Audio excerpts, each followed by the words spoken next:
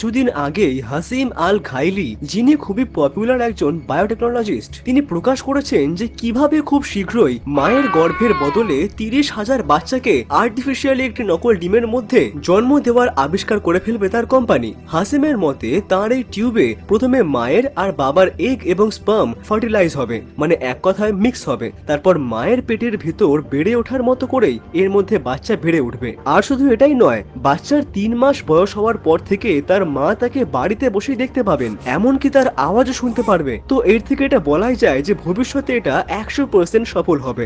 এছাড়া আমরা যদি নজর দিই বাইরের দিকে, তো 2050 সালে উন্নত সব দেশে স্মার্ট সিটি তৈরি হয়ে যাবে। স্মার্ট সিটি মানে হলো আজকের দিনে বুর্জ খলিফা যেখানে পৃথিবীর সব থেকে বড় বিল্ডিং, সেখানে 2050-2070 সালে এমন বিল্ডিং তো নর্মাল হয়ে যাবে। আর তৈরি হবে সব 1 কিলোমিটারেরও বেশি বড় বিল্ডিং।